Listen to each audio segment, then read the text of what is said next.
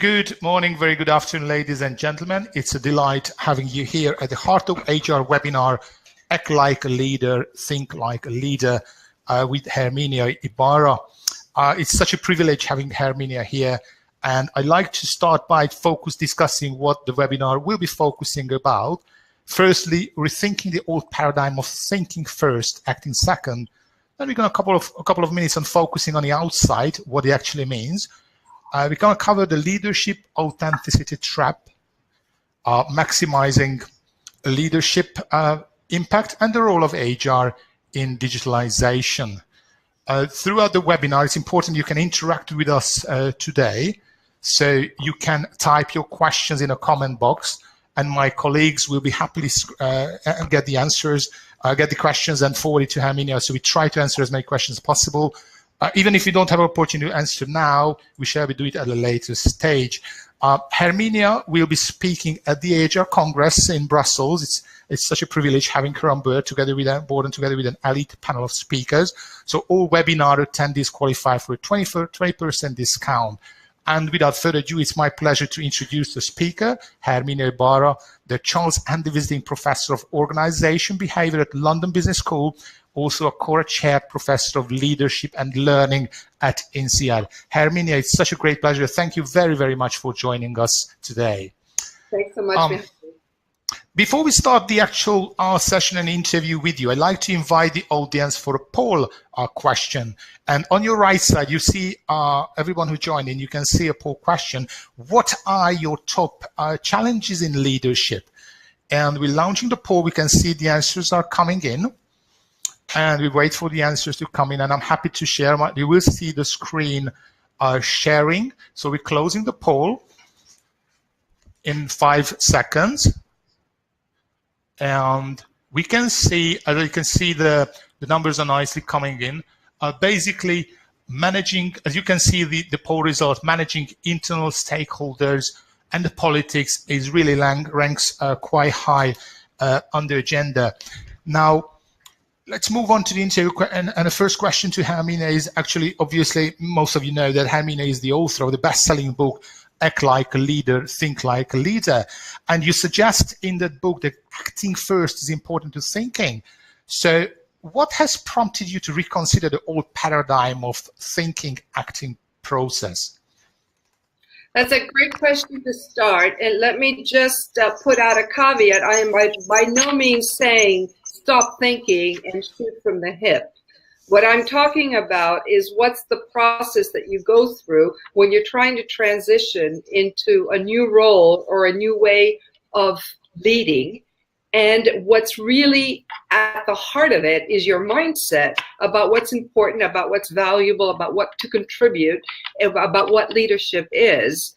And the deal is that you can't change your mindset directly, because your mindset is the product of your experience, what you have learned from your experience about what works, what doesn't work, about who you are.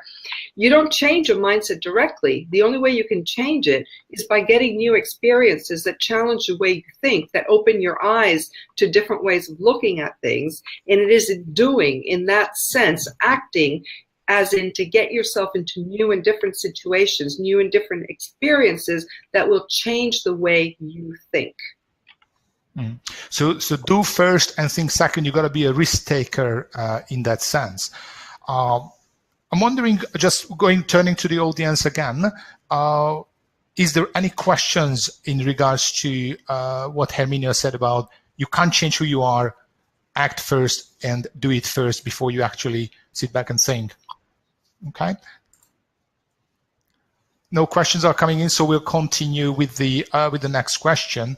And you also suggest in your book, Act as a Leader, Think Like a Leader, that while insight is absolutely necessary, successful leaders must develop outside to be really effective.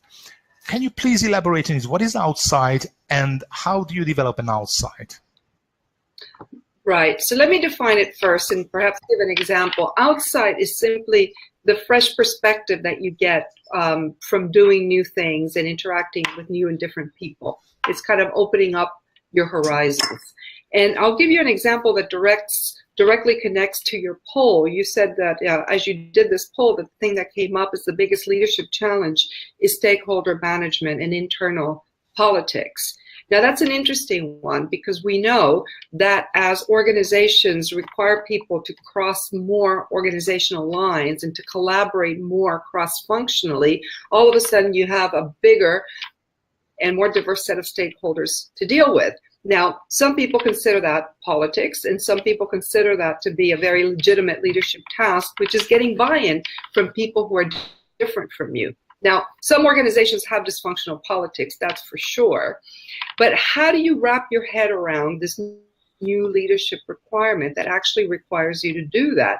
The only thing you can do is get involved in projects that will have you managing stakeholders that are different, that will have you working cross-functionally, so that then on the basis of your experience, that outsight that you've gotten, not reflection, not thinking, not a framework, not a book, you can figure out what kind of leader, at least start figuring out what kind of leader you might be in a context that requires that kind of stakeholder management that you haven't done before. Mm-hmm. That's a really, really important view in terms of the networking, in that sense, the professional sense, what you suggest to build those relationships proactively and dare to be a risk taker, go out there and build the outside.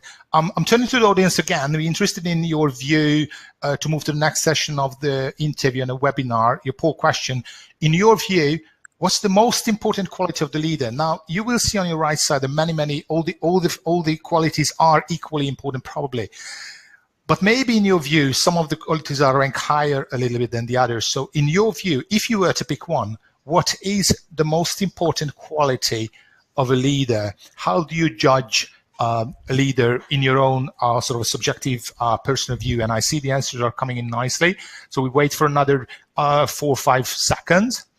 And yep, stopping the poll now. Interesting, the top 3, as you can see, the results. While, of course, drive, vision, and emotional intelligence ranks really high, but the highest ranking quality of a leader is authenticity. So you have to be very authentic. And here's a very interesting question goes to Herminia, because you've got a very unique view on being authentic. It is an important, it's a gold standard of leadership. However, you argue that a simplistic understanding of what authenticity means may certainly hinder growth and limit leadership impact. Can you please explain what you mean by simplistic understanding of what authenticity means, and how can you maximize leadership impact with authenticity in your view? Okay, so a lot of different things in that. Let me start by saying that indeed, today one of the qualities that we value most in leaders is authenticity. And it's really easy to understand why we want our leaders to be real. And it's no wonder that the importance of authenticity has risen in direct correlation with how our trust in top management has fallen. And so that's what's behind it. I will by no means argue that authenticity is not important, but what I have learned in studying leaders who are moving into different roles or in situations that require them to lead very differently than they have in the past, those requirements actually often make them feel that they're faced with a trade-off between being themselves on one hand and doing what it takes to be successful on the other hand. In those situations, you can simply say, well, that's not me. I don't do stakeholder management or politics or networking or inspirational communication. I'm a by the facts person, for example. Or you can say, this is completely outside my skill set and comfort zone, and I'm going to try it, and I'm going to experiment, and I'm going to learn. And even if it feels a bit fake and contrived or disingenuous, I need to learn how to do it differently. And so I'm going to try these behaviors for the sake of learning. That's what I'm advocating, because what I have seen is that a lot of people use the term authenticity to mean being as I always have been, being my historical self, not a future possible. And what I'm urging people to do is to work on the future possible. And if it's a future possible, you don't have the answer yet. You don't know what that new you with those greater leadership skills look like. The only way you can figure it out is by experimenting, and because experiments don't always work out, sometimes it will feel inauthentic and not you until you have figured it out. Mm-hmm. But those, but if it's not you, and you still remain authentic, as probably as our friend Gareth Jones at London Business School, your colleague, says in the "Why Should Anyone Be Led by You?" is be yourself more with skills. So you've got to have the skills in place. The next question, let's move on to leadership training, as organizations are spending in the US alone some $14 billion on leadership training and various leadership interventions. And yet leadership in that sense very often is not impacting enough. So a return on investment is not quite there.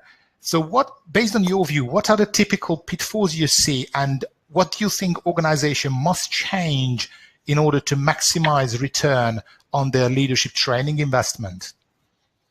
Right. So as we know, the worst possible thing an organization can do is send talented managers or leaders to a fantastic leadership program or educational program where they get really psyched up and learn some new things, and then they come home and can't put any of them to use. That's the worst recipe. Not only did you waste the money from the program, but you're probably going to lose that person if they're any good. So, you know, the best thing that you can do as an organization is choose your programs strategically and harness them to things that you're doing internally as part of the day-to-day and as part of the day job to help people get into assignments, roles, projects, task forces that will allow them to use what they have learned in those programs. That's the only way to go at it.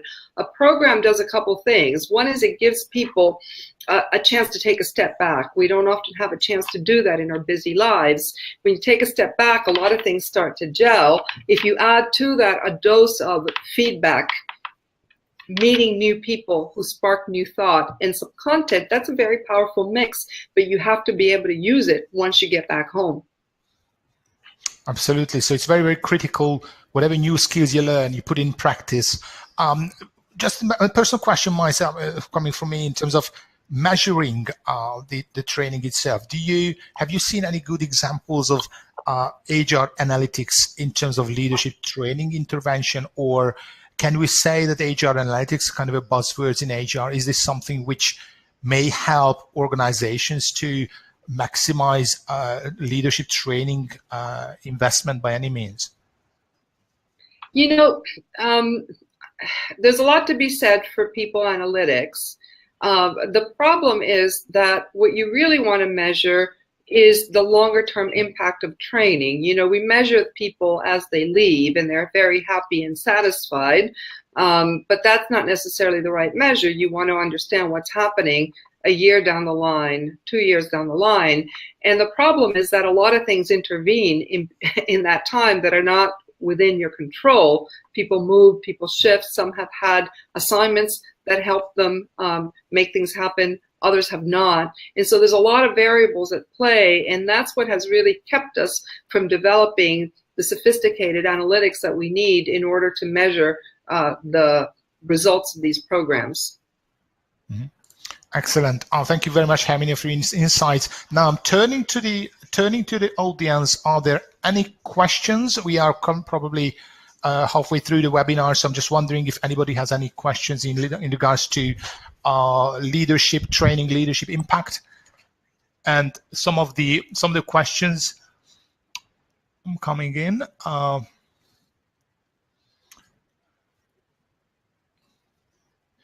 We're still waiting for the questions, but we don't have that much of a time, unfortunately. However, we do keep all the questions, and we'll share it with Herminia. One question I have, and it comes from Kathleen. And Kathleen says, I've experienced working in China where one dilemma often cited is how to be authentic and protect save face at the same time. So it's a bit of bringing in a bit of a cultural element of being authentic and save face at the same time. What would you say about, Herminia, in terms of working in different cultures, remaining authentic, and in the meantime saving face? There's a question from Kathleen. Right. So I'm not sure exactly what she means by save face, if it means not embarrass someone else by saying what she really means. I'm going to go with that. First, let me just say that one of the interesting things about authenticity is that it gets expressed very differently in different cultures. And one of the big authenticity dilemmas that people face is when they come from a national culture that has kind of different rules than the culture of the organization in which they operate. For example, a very common one is you're in an organization that encourages very sharp and blunt debate and disagreement, yet you come from a culture in which you want to allow people to save face and you don't confront them directly. That's really hard. I don't have a straight answer for it. One is you recognize that that's a dilemma. Two is you try to talk to people who have experienced it, who have worked it out, who have managed it, people who are effective both in your own national culture and your organization's culture. And third is you experiment. Rather than saying, I have to save face, I have to save face, you can ask yourself, what would happen if I actually do something that's counter to that? Is it a problem? How do people react? What can I learn from it? Because otherwise you remain stuck in the same dilemma. It certainly is a big topic, being authentic, being an effective leader, at the same time remaining yourself while you're learning new skills. So this is something hopefully we'll have a time to go into more details during your masterclass in Brussels. Now, moving on to the next session on digital leadership. And here's a poll question. I'd like to invite the audience to share your views. Where is your organization on digital leadership journey? And please turn to the navigation panel on the right, and we're waiting for the answers to come in. Obviously, digitization plays a major part in changing organizations, and HR, in many of the organizations, HR sort of tends to carry the torchlight. So waiting for the answers to coming in, and a few more seconds, a count to 5, and closing the poll. And what's interesting, as you can see, the results, only just a handful of companies can consider themselves as kind of a leaders of the pack. Most organizations started some digital adoptions, but quite a few of them have not really considered digitalization as the way forward yet. It's certainly something which probably still awaits. And so the question to you, Herminia, is that digitalization certainly not only changed the way companies operate, but also changing the kind of leaders we need. In your view, what is your role of HR in driving digital transformation in organizations and nurturing digital leaders? Well, I'm going to say something provocative here, and this actually connects to one of the comments that I saw come in about how artificial intelligence is going to change all of our jobs. There's no way HR is going to be able to nurture that digital transformation if it doesn't nurture it in itself. HR is one of the fields that's most being disrupted by digital and by artificial intelligence. A lot of things that we have done traditionally in HR are now being automated, are being made more intelligent with artificial intelligence, are being subject to big data.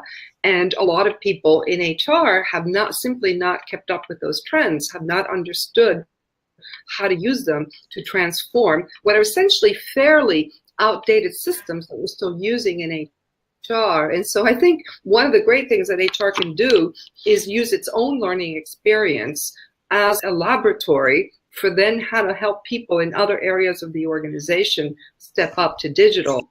And in both of those cases, a big headline is you can't do it looking inside. You have to look outside. You have to get outside into it, which is see how the leading edge is doing it, look at the pioneers, and find out what you can learn from them. So it's absolutely the outside, what you suggested right at the beginning of the webinar.